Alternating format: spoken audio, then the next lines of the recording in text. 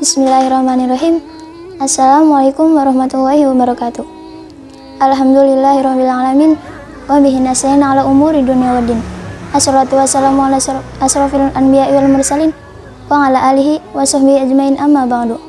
Qala Allah ta'ala fil Qur'anil Karim, a'udzu billahi minasyaitonir rajim. Bismillahirrahmanirrahim.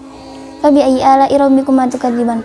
Wa qala Rasulullah sallallahu alaihi wasallam fil hadits, innama bu'istu liutammima makarimal akhlak. Puji syukur kita kepada Allah dan tak lupa bersolawat kepada Rasul. Di sore yang mulia ini, saya akan menceritakan sebuah kisah yang berjudul Imam Malik, dermawan yang berilmu. Imam Malik adalah tokoh ulama yang disegani pada zaman Harun ar-Rasyid. Nama lengkapnya Malik bin Anas bin Malik bin Abu Amir. Dilahirkan di Madinah pada tahun 93 Hijriah, 712 Masehi. Ia mewarisi kesolehan leluhurnya dan kecerdasan ayahnya. Awal mulanya, ia berguru kepada Abdurrahman bin Hurmuz dan tinggal bersamanya dalam waktu cukup lama.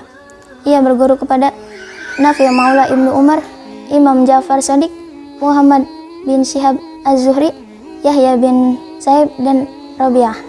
Dalam masa belajarnya, ia pernah mengalami kesulitan untuk membayar ongkos pendidikannya. Ia mengatakan, puncak kemenangan intelektual dicapai oleh seseorang manakala ia dapat menghadapi kemiskinan. Baginya, kemiskinan adalah ujian hakiki manusia. Dengan keyakinan itulah, beliau berhasil menempatkan dirinya sebagai seorang alim di antara ulama lainnya. Ketenaran beliau sebagai seorang alim diketahui banyak orang melalui bukunya, Mutawatta. Para ahli hadis mengatakan bahwa kitab ini menjadi buku perpustakaan penting setelah Al-Quran. Semula, kitab ini memuat 10.000 hadis. Kemudian, beliau mentasihnya dan menguranginya menjadi 1.720 hadis.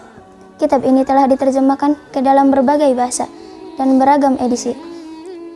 Banyak orang yang berguru kepadanya untuk memperdalam ilmu agama dan menyebarkan mazhabnya. Murid-muridnya bukan hanya rakyat jelata, tetapi juga para bangsawan seperti anak khalifah Makmum al-Rasyid. Kealimannya telah tersebar ke 4 penjuru kerajaan Islam pada masa itu. Sikapnya tegas, pendirinya kuat, dan tidak terpengaruh oleh jabatan maupun yang diberikan oleh pejabat maupun raja. Ia mendukung keturunan Fatimah dan membela hak mereka. Baiat terhadap Al-Mansur dinilainya merupakan paksaan terhadap rakyat karena ketidakberdayaan mereka terhadap ancaman raja. Ia melarang perceraian paksa, sehingga akhirnya ia didera dengan 70 dera oleh gubernur Madinah dengan tuduhan menghina gubernur Ja'far. Al-Mansur gerah kekerasan itu menyebabkan Al-Mansur gusar dan memerintahkan gubernur Madinah untuk meminta maaf kepada Imam Malik. Malik berkata, "Saya tidak berfatwa sampai 70 orang guru ahli ilmu mengakui bahwa saya berhak menduduki kedudukan itu." Mendapat bantuan materi dari para bangsawan dan kepala negara, tetapi hadiah-hadiah yang diterimanya tidak digunakannya untuk berfoya-foya dan bersenang-senang. Seringkali khalifah memberikan hadiah agar ia membangun rumahnya, tetapi uang itu justru diberikan kepada orang miskin dan pelajar-pelajar yang kekurangan bekal. Pada suatu saat, seorang murid beliau melihat kuda yang bagus milik Imam Malik. Di antara kuda-kuda itu ada satu kuda yang sangat bagus. Baru kali itu sang murid melihat kuda itu. Maka berkatalah sang murid, "Indah sekali kuda ini." Perkataannya ternyata didengar oleh Imam Malik. Kemudian ia berkata, "Inilah yang akan aku berikan kepadamu, Abu Abdillah." Abu Abdillah adalah julukan Imam Syafi'i. Ia pun menjawab, "Tidak usah, guru lebih pantas mengendarainya." Kemudian Imam Malik berkata, Aku malu kepada Allah mengendarai kuda ini di tanah Rasulullah."